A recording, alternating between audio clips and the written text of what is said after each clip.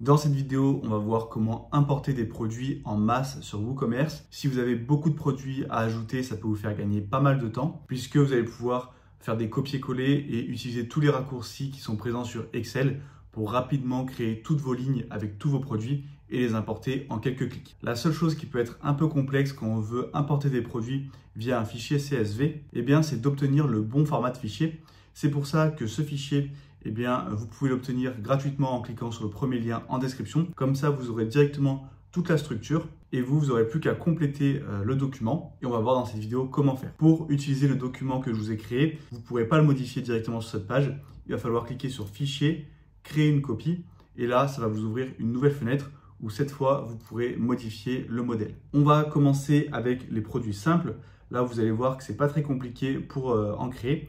Là où ça sera un peu plus complexe, ça sera pour les produits avec des variations, donc par exemple plusieurs tailles, plusieurs couleurs. Alors ici, on a l'ID, ça correspond au numéro du produit. Donc vous pouvez tout simplement faire une liste de numéros qui se suivent. Ensuite, on a le type de produit, donc soit simple, soit variable.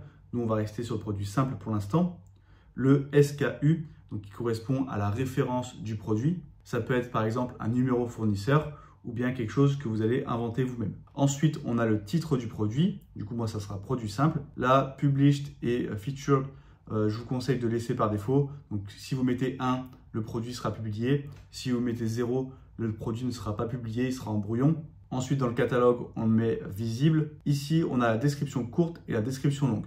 Donc, c'est là que ça devient vraiment intéressant d'importer des produits en masse via le CSV. C'est que vous allez pouvoir très facilement dupliquer vos descriptions, que ce soit les descriptions courtes ou descriptions longues, et même faire des formules Excel pour, par exemple, avoir une description longue qui se modifie automatiquement à certains endroits en reprenant le titre du produit. Là, c'est un peu plus avancé, on ne va pas forcément le voir comment faire dans cette vidéo. Ensuite, du coup, on a les dates de début et de fin de promo si jamais vous faites une promo. Ensuite, le reste, pas besoin d'y toucher. On a ici en stock, donc si vous mettez 1, ça va mettre le produit en stock. Et ici, c'est le nombre de stock. Donc ici, faites attention, cette colonne, ça ne correspond pas au nombre d'articles en stock. Ça correspond juste à est-ce qu'il est en stock ou pas. Si vous mettez 0, ça mettra le produit en rupture de stock. Et ici, vous pouvez mettre du coup le nombre de stocks que vous avez. Et sinon, vous pouvez ne rien mettre et juste marquer l'article en stock, mais il n'y aura pas de quantité. Ensuite, là, on a des infos un peu plus secondaires. Vous n'êtes pas obligé de le remplir. Mais par exemple, la taille et le poids, ou bien une note d'achat qui s'affichera dans le mail de confirmation de commande. Ici, Sale Price, ça va être le prix en promo. Donc d'ailleurs, je vais mettre un prix en promo pour qu'on voit que ça fonctionne. Par exemple, 19 €. Et ici, Regular Price, donc le prix régulier.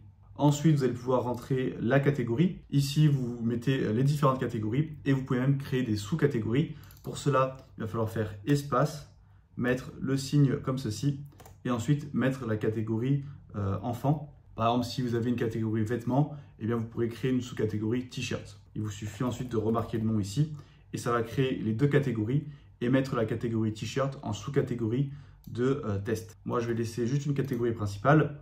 Ici, on a les étiquettes, les classes d'expédition et là, on arrive aux images. Pour les images, il va falloir entrer l'URL d'une image, là où elle est stockée. Donc, c'est pour ça que je vous conseille d'aller dans votre médiathèque et vous allez importer toutes vos images d'un coup. Et ensuite, à chaque fois, vous allez prendre par exemple une image. Vous allez cliquer en bas à droite sur copier l'URL dans le presse-papier et vous allez pouvoir mettre l'URL ici. Si vous voulez mettre plusieurs images, c'est très simple. Dans la case, vous mettez une URL et ensuite vous mettez une virgule, espace et vous mettez une seconde URL. Du coup, la première, ça sera l'image principale et ensuite, ça sera les images secondaires. Ensuite, on a la possibilité de mettre des produits en upsell ou cross-sell. Donc ça, c'est ce qui apparaît dans produits mis en avant ou produits recommandés dans les réglages WooCommerce. Bon, c'est assez secondaire. Et ensuite, on arrive ici aux attributs. Donc par exemple, si vous voulez marquer la matière, comme attribut, vous marquez matière. Et dans valeur, vous allez mettre par exemple coton. Et là, on va dire si l'attribut est visible ou pas sur la page produit. Donc, on met 1 pour que ça soit visible. Et est-ce que c'est un attribut global ou pas? Donc, si je vais, moi, dans un produit et que je descends dans les réglages, vous voyez que même pour un produit simple, ici, je peux ajouter les attributs, mettre par exemple matière et ici, mettre coton. Et bien là, ça revient exactement au même. On peut également ajouter des attributs secondaires. Et si vous voulez ajouter par exemple un troisième attribut, par exemple matière, couleur, taille, vous pourrez prendre ces colonnes, les copier et les coller en faisant attribut numéro 3. Et comme ça, vous pouvez en ajouter tant que vous voulez. Donc ça, c'est le produit simple, il n'y a pas trop de complications. Et maintenant, on va voir le produit variable. Donc pour cela, il va falloir créer le produit parent et les produits enfants. Donc les produits enfants, ce sera tout simplement les variations. Si on a par exemple un t-shirt, on aura le produit parent qui est le t-shirt et les variations qui seront les couleurs. Donc ici, dans type, j'ai bien mis variable. On met le SKU et le titre du produit, ça ne change pas. Mais vous voyez qu'en dessous, par contre, j'ai mes variations. Donc dans type, cette fois, à chaque fois, je mets variation. Dans SKU, ça va être important de reprendre le SKU du produit parent, puis d'ajouter un tiret avec une caractéristique à la fin. Donc la caractéristique, ça correspondra à la variation. Et pareil dans le nom, c'est important de mettre produit variable, ensuite de mettre un espace, un tiret, puis un espace, puis de mettre la variation à laquelle on veut que ça corresponde. Moi, je veux que ce soit ma couleur bleue, du coup, je mets le titre et ensuite bleu. C'est comme ça que WooCommerce va pouvoir déterminer à quelle variation ça correspond, donc c'est très important. Ensuite, tout le reste, ça ne change pas. On a une petite subtilité sur le stock. Ici, quand on met en stock, eh bien, sur notre produit parent, on ne va rien mettre parce qu'on va vouloir gérer les quantités de stock individuellement pour chaque taille. Donc, on laisse ici la ligne vide et on met les stocks juste pour les variations. Ensuite, je défile.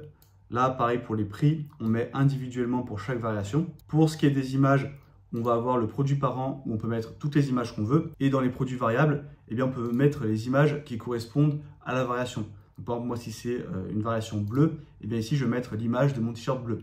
Et ainsi de suite, pour que quand la personne sélectionne la variation, il y ait la bonne image et la bonne couleur qui s'affiche. Et là, vous voyez qu'on a une colonne parent. Et cette colonne, elle est également très importante pour les produits variables. C'est comme ça qu'on va pouvoir linker la variation au produit parent. Du coup, le produit parent qui est ici, on ne met rien. Mais ensuite, pour chaque variation, eh bien, on va reprendre le SKU qui est juste ici, produit variable. Donc, on reprend le SKU du produit parent et on le met bien ici dans cette colonne. Je continue de défiler et ici, on arrive aux attributs. Et donc là, on va créer des attributs pour nos variations. On a le produit parent avec l'attribut couleur et ici, on aura les différentes valeurs séparées par des virgules. Donc moi, j'ai bleu, vert, rouge et en dessous, j'ai créé une variation pour chaque couleur. Du coup, on a couleur et ensuite bleu, vert, rouge à chaque fois. Et ensuite, pour avoir bien les attributs qui sont utilisés comme variation, et ici, du coup, vous pouvez aussi mettre un attribut global pour créer un attribut qui s'affichera ici après. Donc ici, quand vous irez dans attribut, vous aurez l'attribut couleur avec tous vos termes qui seront créés. Mais ça, c'est pas obligatoire. Là, vous pouvez mettre rien du tout. Pareil pour l'attribut, s'il est visible ou pas, ce n'est pas obligatoire. Vous pouvez vous contenter à chaque fois de laisser comme ça. Et ensuite, vous pourriez mettre un deuxième attribut, par exemple taille, qu'on mettrait pour les 4 produits. Et ici, on aurait par exemple S, M et L. Et du coup, il faudrait créer toutes les variations. Donc là, ça devient un peu plus complexe parce que ça fera beaucoup de combinaisons possibles. Donc là, on aurait le t-shirt bleu en SML, après le t-shirt vert en SML et le t-shirt rouge en SML, ce qui ferait un total de 9 variations. Donc il faudrait créer les 9 produits. Avec à chaque fois ici, par exemple, produit variable bleu S, produit variable bleu M, produit variable bleu L, etc. Moi, je vais rester juste sur un attribut de couleur pour cet exemple. Et une fois que vous avez rempli votre fichier CSV, eh bien, vous pouvez cliquer sur Fichier, Télécharger, puis sélectionner le format CSV. Ensuite, vous allez dans Produits, tous les produits, et ici, on a l'option pour importer. On va cliquer dessus. Là, je vais choisir mon fichier. Ici, vous pouvez cocher cette case si vous voulez juste mettre à jour des produits, donc que vous avez déjà fait un import, mais que vous avez fait quelques modifications, par exemple la mise à jour des stocks. Eh bien, vous allez pouvoir cocher cette case pour uniquement mettre à jour les produits existants et ignorer les autres produits. On fait continuer et ici, on a ce qu'on appelle le mappage des colonnes, c'est-à-dire qu'on va lier la colonne de notre document CSV avec ce à quoi ça correspond dans les données WooCommerce. Mais là, c'est fait automatiquement parce que justement, le fichier respecte le bon format. Si vous aviez un fichier un peu différent, eh bien, ça ne serait pas automatique et du coup, ça serait beaucoup plus long. Donc là, tout est bon et on a juste à cliquer tout en bas sur lancer l'importation. Et voilà, on a 2 produits qui ont été importés et 3 variantes qui ont été créées. Maintenant, je peux cliquer sur voir les produits et j'ai bien mes 2 produits qui sont ajoutés. J'ai mes images, mes titres, le stock, le prix en promo et le prix classique, ma catégorie qui a été créée. Et si je vais sur mon produit variable, on a bien les 3 variations ici. On a le stock qui s'affiche, la description courte et ici la description longue. Donc c'est bon, tout fonctionne, tout a été importé correctement. Je vous rappelle que vous pouvez obtenir le modèle à suivre pour votre fichier CSV en cliquant sur le premier lien en description. Je vous conseille vraiment de l'utiliser, sinon vous allez un peu galérer. Et si vous voulez développer vos compétences sur WooCommerce, abonnez-vous à cette chaîne pour ne louper aucun tuto.